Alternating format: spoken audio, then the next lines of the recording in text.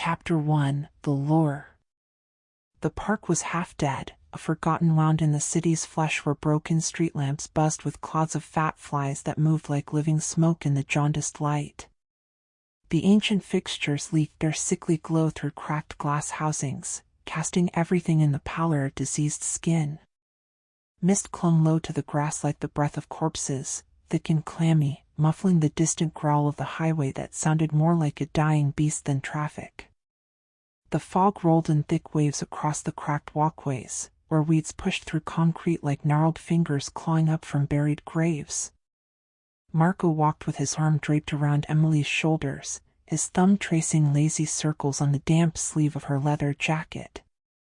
The material was slick with condensation that felt too warm, too alive.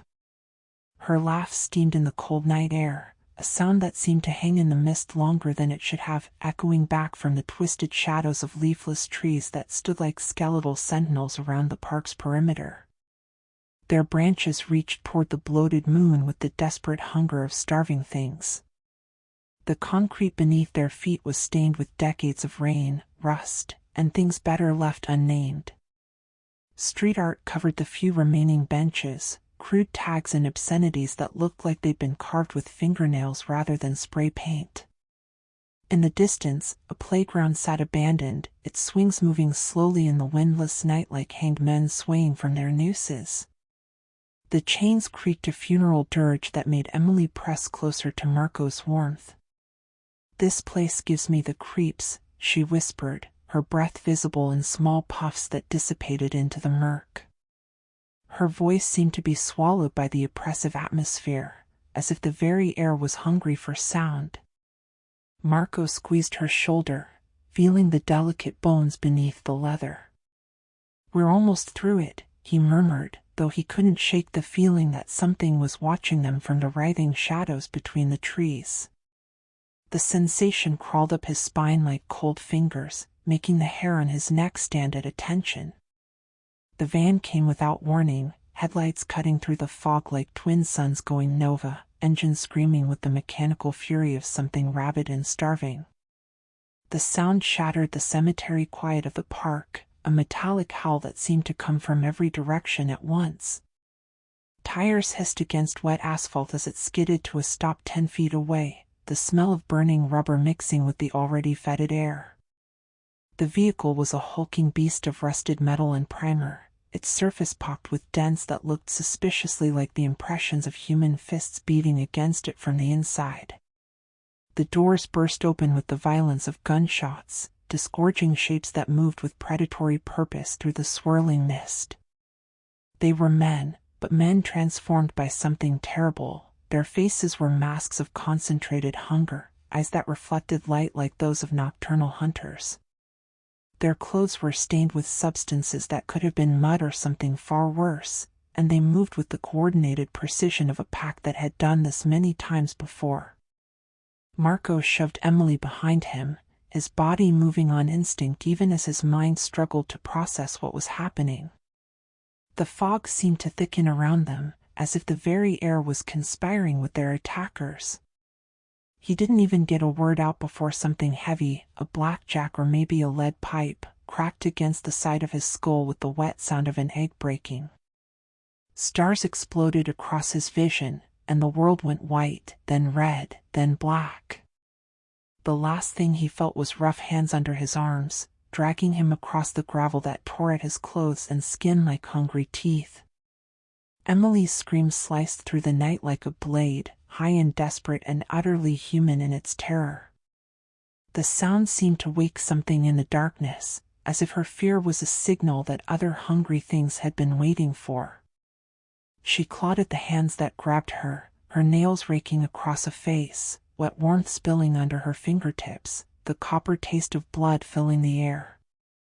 The man grunted but didn't stop, his grip only tightening with the determination of something that had moved beyond pain into pure need. A cloth pressed to her mouth, sickly sweet and chemical, chloroform mixed with something else, something that made her tongue go numb and her vision blur at the edges. She bit until her teeth clicked against bone, tasted copper and something bitter like burnt almonds. Her vision spun as consciousness fled, the last thing she saw being Marco's limp form disappearing into the maw of the van like food being fed to some mechanical beast. When Marco woke, it was to the sting of ammonia burning his nostrils and the rattle of chains that sounded like wind chimes made from human bones. His head felt like it had been split open and filled with broken glass. His wrists were locked in iron cuffs, not handcuffs, but something heavier, more permanent, the kind bolted straight into a stained steel slab that felt cold enough to freeze flesh. The metal had been worn smooth by countless other wrists, polished by the desperate struggles of those who had lain here before him. He tried to move his legs. They were strapped down with leather belts that had been softened by years of use and crusted with old, dark flakes that could have been rust or dried blood or something worse. The leather was cracked and stained, telling stories he didn't want to read. His ankles were raw where the restraints had already begun to chafe, and he could feel something sticky beneath him. The slab wasn't clean, wasn't sterile despite its medical appearance. Emily lay opposite him on another slab, her pale skin almost luminous in the sick light. Her eyes were open but glassy, pupils dilated to black pools that reflected nothing. Her breath came quick and shallow, like a dying bird. A tube ran into her arm, clear plastic filled with something that definitely wasn't saline. The drip rattled softly, each drop hitting the collection bag with the rhythm of a failing heartbeat. Her lips were blue, and there were fresh needle marks along her arms like a connect-the-dots puzzle drawn in bruises.